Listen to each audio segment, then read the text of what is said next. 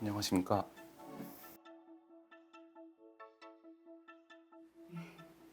반갑습니다. 김혜원 씨 맞아요? 네, 맞습니다. 네. 점심은 드셨나요? 네, 먹고 왔습니다. 샌드위치 먹고 아, 왔습니다. 샌드위치? 네. 네, 반갑습니다. 김용욱 씨 맞죠? 네, 맞습니다. 네. 긴장이 많이 되시나 봐요? 아무래도 면접 경험이 없어가지고. 아, 네. 그러시구나. 저는 저학점 면접자가 더 궁금했어요. 활동들을 해온 걸 보면 공대생이라는 느낌보다는 인문계생 같다는 느낌이 들었거든요. 이렇게 서류만 보고 느끼는 이미지가 일치가 될까? 아니면 다른 그 사람일까? 이런 게 좀 굉장히 궁금했어요. 고학점 지원자 같은 경우는 이력서를 딱 훑어보면 너무 모범생 냄새가 났기 때문에 사실 그다지 재미는 없겠다 이런 생각을 좀 했습니다. 용우 씨가 준비한 자기소개 네. 들어오면서 시작을 할게요. 안녕하십니까. 양산기술 PNT 지원자 김용욱입니다. 저는 반도체에 대한 관심을 가진 후 이제 반도체에 대한 이론 교육을 교내 또는 교회에서 들었으며, 저는 또한 이제 괜찮아요. 네. 반도체를 현장에서 느껴보고자 반도체 전공정은 에서 진행하는 반도체 공정 실습을 들으며 노광, 식과학, 산화, 증착 공정 장비를 이용하여 트랜지스터를 제작 후 전기적 특성 분석을 진행하였습니다. 그리고 후공정은 반도체 생산 아르바이트에서 몰딩 장비를 담당하며 옆에 웨이퍼 다이싱, 다이 어태치 공정과 함께 협업하며 반도체 후공정에 대한 이해도를 높인 경험이 있습니다. 또한 저는 졸업 논문 과목에서 대학원생과 OLED를 함께 제작하며 소자 개선 경험이 있습니다. 저는 이런 앞서 배운 반도체에 대한 지식에 입사 후 배우는 지식을 접목해서 반도체의 최고 수율을 위해 노력하는 엔지니어가 되겠습니다. 이상입니다. 네, 안녕하십니까. 양산기술 직무에 지원한 김혜원입니다. 저는 책임감 있는 태도로 이제 실행력 있게 문제를 해결할 수 있는 사람입니다. 대학 시절 연구 설계 과목에서 기존의 수동적인 진행 방식을 바꾸어 직접 원하는 연구 주제를 설정하고 진행한 경험이 있습니다. 그를 통해서 이제 59개의 논문을 참고하여 정확하고 상세한 보고서를 작성하였고 그 결과 학과 1등이라는 결과를 얻을 수 있었습니다. 또한 양산기술 엔지니어의 필수 직무인 데이터 분석 능력을 함양하기 위해 데이터 분석 실무에서 1000개의 웨이퍼의 데이터를 분석한 경험이 있습니다. 이때 커머널리티 분석을 통해서 기존의 장비 지식과 전공정 지식을 활용하여 이제 오류 발생 원인을 분석한 경험이 있습니다. 입사하게 된다면 책임감 있는 태도로 데이터 분석을 진행할 때 빠르게 오류를 파악하여 수율을 최대화하고 손해를 최소화할 수 있는 엔지니어가 되도록 하겠습니다. 감사합니다. 너무 외운 것 같은 면접자. 그거는 명확합니다. 말을 더듬는 거는 상관이 없어요. 더듬더라도 본인이 어필하고 싶은 키워드를 명확히 어필만 해주면 되거든요. 근데 이제 암기한 거를 이렇게 술술 얘기하는 느낌이 드는 게 더 좋지 않죠. 그 전기전자를 복수 전공을 하셨잖아요. 네, 그렇습니다. 언제부터 그런 생각을 하셨던 거예요?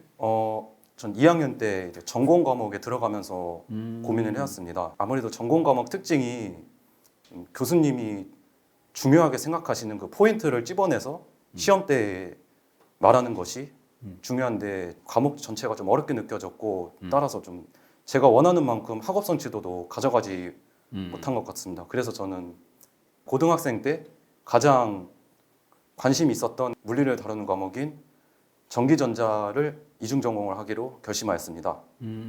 대학을 입학하실 때 네. 그러면 물리나 전기전자를 선택을 하셨으면 더 좋았을 텐데 지구환경 쪽을 선택하신 이유가 있으신 거예요?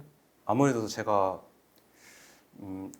대학교에서 다루는 지구환경 관련 전공에 대해서 좀 아무래도 잘 알지 못했던 것의 영향이 크다고 생각합니다. 저는 지구환경 과학 과목의 경우에도 좀 논리적이고 좀 정량적인 계산을 많이 오케이. 다를 것이라고 생각을 했었는데 그렇구나. 그러면 소재공학을 전공을 하셨잖아. 네. 언제 어떤 계기로 반도체 쪽에 대한 관심, 학습을 하게 된 거예요? 취업을 잘 할 수 있는 학과에 진학을 하고 싶다고 생각을 했습니다. 그래서 소재공학을 전공하게 되었고 3학년 때 반도체 관련 전공인 반도체 제조공학이나 아니면 전자기학과 같은 전공들을 공부하면서 이제 반도체 산업에 대해서 더 많은 관심을 가지게 되었습니다. 근데 보면 전공 학점이 정말 높거든요. 네. 이 정도면 거의 뭐 과에서 수석 졸업 정도 돼요? 제가 수석 졸업은 하지 못했는데 거의 학과 100여 명 정도 중에서 5등이라는 것을 확인했습니다. 100명 중에 5등. 공부를 이렇게 열심히 하신 뭐 특별한 이유나 계기가 있나요? 사실 제 실패 경험과 연관이 되는데요. 제 수 경험을 한번 진행한 경험이 있습니다. 이때 제가 실패한 원인을 분석해 보았을 때 공부에 대해서 소홀하지 않았나라는 생각을 하게 되었고 진학 이후에 꾸준하게 이제 학점을 관리를 하고 공부를 열심히 해서 우선 제 본분을 다하자라고 생각했기 때문에 좋은 학점을 유지할 수 있었던 것 같습니다. 총 그 이수한 전공 학점 중에 전기전자가 몇 학점 이수하신 거예요? 57학점 이수하였습니다. 그 지구 환경은? 지구환경은 43학점을 입사했습니다. 그러면 전기전자가 주전공이라고 봐도 큰 무리가 없을 것 같아요. 자, 이건 좋은데 학점은 조금 아쉽네요. 1, 2학년 때는 많은 좀 동아리, 과 활동을 하면서 다양한 사람들과 교류하고 싶다는 생각이 앞서 있어서 최선을 다하지 않았던 것 같습니다. 아까 말씀드렸던 어려움으로도 좀 고민을 하면서 좀 제가 원하는 만큼 학업성 지도를 가져가지 못한 것 같았습니다. 대신에 저는 전기전자 이중 전공을 하면서 평점을 올리기 위해 이제 다양한 외부 또는 교내 강의를 들으면서 이제 반도체에 대한 이론을 복습하기 위해 노력하였고 또 공정 실습 그리고 반도체 아르바이트 이런 실제 현장 장비를 통해 이제 반도체에 대한 지식을 늘리기로. 오케이. 복수전공에 대한 학점은 지금 수준이면 어느 정도 만족하신다라는 의미신 것 같은데 맞아요? 그렇게 최고의 수준이라고는 생각이 들지 않습니다만 그래도 저는 이전보다는 노력을 하였고 그래도 성적에 상승세가 있었다는 것에는 그래도 어느 정도 만족을 하고 있습니다. 합니다. 당연히 서류 전형 단계에서는 허들이 존재하고요. 그 면접에서도 사실은 있어요. 그러니까 이런 거죠. 지원자의 이미지를 딱 보고 서류를 보면서 학점을 보게 되면 거기서 생기는 어떤 그 심리적인 허들은 분명히 있습니다. 이거는 저는 명확히 답할 수 있는데 직무 관련 공부입니다. 왜 그러냐면 솔직한 저학점의 이유는 일단 설득은 될 수 있겠지만 이게 가점을 받기는 쉽지가 않거든요. 근데 대신에 그 직무 관련 공부 근거가 이력서나 자소서에 잘 정리가 돼 있고 면접을 통해서 어필을 해준다 그러면 이거는 충분히 설득이 가능합니다. 이거는 높은 전공 학점입니다. 최근에 보면 대기업 중에 몇 군데는 교양 학점은 생략하는 회사도 많아요. 그러니까 순수히 전공 학점만 가지고 판단하는 회사도 많이 있거든요. 전공 학점이 훨씬 더 중요하다고 보시면 됩니다. 제가 경력을 봤더니 아르바이트 4개를 적어주셨어요. 네. 4년 동안 네네네. 꼭 한 번씩 했더라고요. 네. 뭐 특별한 이유가 있는 거예요? 일단 2019년에 진행했던 아르바이트는 제가 이제 성인이 되었기 때문에 부모님으로부터 지원을 가능한 적게 받고 싶어서 이제 학교를 다니면서 생활비를 벌기 위해 단기 알바를 진행했었습니다. 이게 이제 1학년 때고. 네. 그리고 2학년 때 진행했던 알바 또한 마찬가지로 이제 집 주변에서 아르바이트 진행했는데 오케이. 네. 그건 알겠는데 네. 1년에 한 번씩 이렇게 2, 3개월 이렇게 하신 이유가 뭐 있냐라는 거지. 1년에 한 번씩 꼭 그렇게 진행한 이유는 이제 이사를 간 것과 또 대외 활동을 하느라고 그 아르바이트 경험이 끊겼던 적이 있습니다. 경력에 보니까 쿠팡이라는 회사에서 실제 그 상담을 했던 거죠. 네네. 이걸 어떤 계기로 하시게 된 거예요? 아무래도 코로나 시기 막 겹쳤는데 그게 또 마침 저녁 시간대 하는 아르바이트였어요. 그리고 제 집과 매우 가까운 곳에서 근무할 수 있는 아르바이트였습니다. 그래서 저는 아르바이트를 통해서 용돈을 마련하고자 아르바이트가 보면 뭐 관광지 소개하는 것도 있고 상권 안내지도 같은 것도 있고요. 또 아리수 서포터즈 같은 것도 했잖아요. 네네. 그리고 동아리를 보면 또 마술을 하고 사진 동아리도 했었고 스트리트 댄스 동아리도 하셨네. 네네. 네, 어쨌든 그 엔지니어 쪽을 공부를 해오신 분이잖아, 그렇죠? 뭐 인문계 학생 같다라는 느낌을 받았어요. 아르바이트나 이런 그 동아리를 좀 많이 하신 이유가 있나요? 일단 아리수 서포터즈 같은 경우에는 지구환경과 나름 연관성이 있다고 생각을 하여서 저는 일단 서포터즈를 하였고 동아리 같은 경우에는 저는 배움의 목적보다 약간 취미의 목적을 두고 활동한 것이 취미. 많았습니다. 네, 이거는 익사이팅한 활동이 훨씬 더 좋습니다. 그 어떤 회사의 이력서는 동아리 활동, 그 다음에 스포츠 활동 이렇게 쓰라고 돼 있어요. 뭔가 그래도 익사이팅하게 했던 걸 하나 적어달라는 의미 아니에요. 그러니까 그런 걸 통해서 뭔가를 검증하겠다라는 그 의도가 담긴 거니까. 저는 기간이 짧아도 하드한 아르바이트가 더 좋다고 생각합니다. 남자친구들 같으면 왜 방학 때 건설 현장 같은 데서 한두 달 일해보는 거, 그 다음에 택배 상하차 같은 거. 실제로 요즘은 여학생들 중에도 전략적으로 그 물류창고에 가서 일해보는 그 친구들도 있어요. 7번은 팀워크에 대한 거잖아. 네. 근데 저희는 디스플레이 만드는 회사가 아니거든요. 네. 근데 이 주제를 써주신 게 네, 저희랑 제가 상관없는데. 많은 팀워크를 진행해보긴 했지만 그 중에서도 협업이 무엇인지 그것을 어떻게 하면 융합할 수 있는지를 배울 수 있는 좋은 기회였기 때문에 디스플레이와 관련된 경험이지만 작성을 해서 이제 제 경험을 들려드리고 싶었습니다. 아니 그러긴 한데 저는 뭐 반도체만 20년 동안 일해온 네. 사람이라 네. 디스플레이는 별로 관심이 없어요. 제가, 그러면 네. 저 디스플레이 잘 만드는 데 있잖아요. 저 L사라든지 S사 거기 지원하시지 왜? 저는 사실 디스플레이보다 반도체에 훨씬 관심이 많은 사람인데 정말 아쉽게도 반도체 관련 수업을 진행할 때 너무 이론적으로 혼자서만 할 수 있는 활동이 많고 오히려 디스플레이 수업에서는 약간 팀별 과제를 많이 내주셔서 그런 점이 아쉽긴 한 것 같습니다. 오케이 그러면 그 내가 에세이 3번도 봤어요. 네. 거기에 그거 써주셨잖아. 반도체 후공정 업체에서 2개월간 알바한 거 그렇죠? 네네. 근데 후공정 경험하는 친구들은 정말 별로 없거든. 네네. 특이해서 그래요. 후공정도 관심이 있으셨는지. 후공정에 이제 관심이 더 있는 이유를 말씀드리면 되는 걸까요? 더 있어요? 후공정에 관심이? 네네.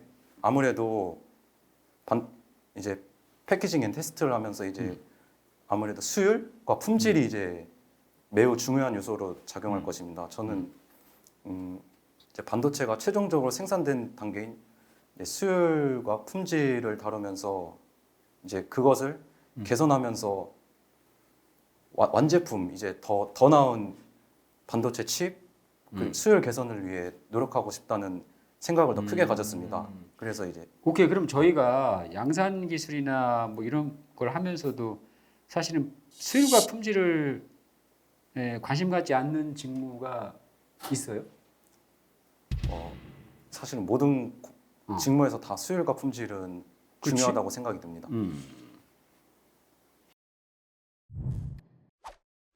그건 첫 번째예요. 지원한 직무랑 약간 달라 보이는 게 있으면 뭐 어쨌든 좋을 거 없죠. 내가 지원한 직무와 적합한 내용, 내가 지원한 직무를 잘할 수 있는 그런 그 역량을 보여줄 수 있는 게 필요한 거죠. 들어주셔서 감사합니다. 알겠습니다. 고생했습니다. 마칠게요. 네, 예. 수고하셨습니다. 알았습니다. 고생했습니다. 감사합니다. 예.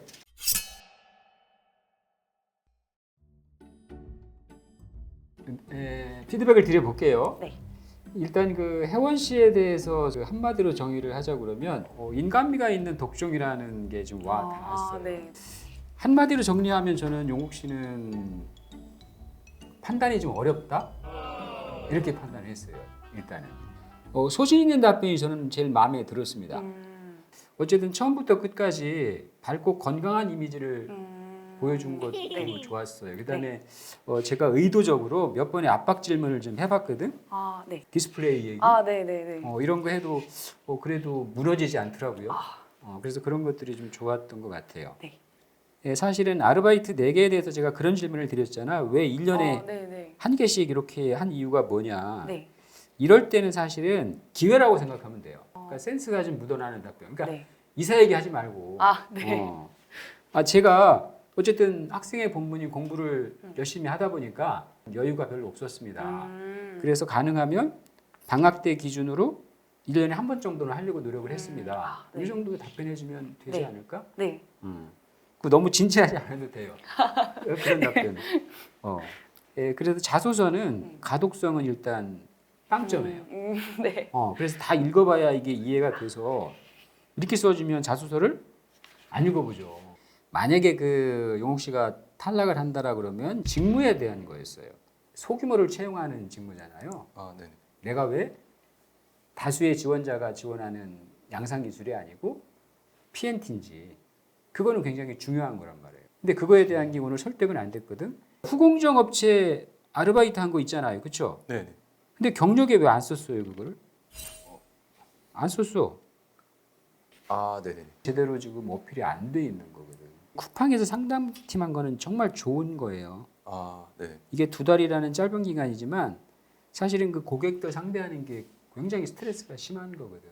그래서 이거는 뭐 또 진상 고객에 대한 케이스를 가져오든지 어필을 해도 충분해요. 관광지에 대한 알바, 어떤 상권 안내 지도 같은 거 있잖아. 네.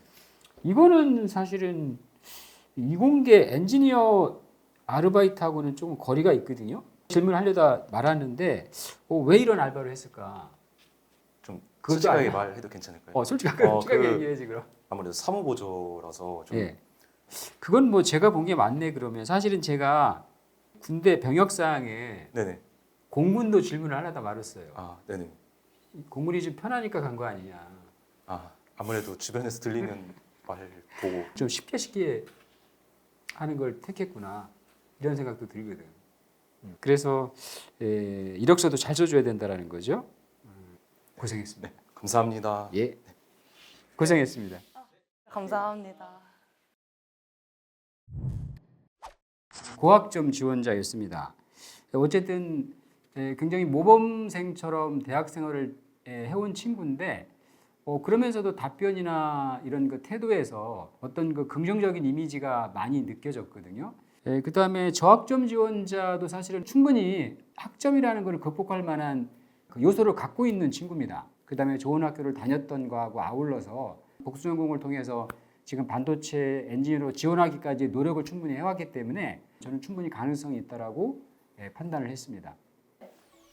촬영 오길 잘했다고 생각한다. 그렇다? 아니다. 그렇다고 말씀드리겠습니다. 그렇다입니다. 처음 면접 보는 거라 걱정이 많았습니다. 실전에선 어떻게 해야 된다 이런 말씀을 많이 들으니 이제 면접에 대한 불안감도 줄일 수 있었고 자신감도 올릴 수 있었습니다.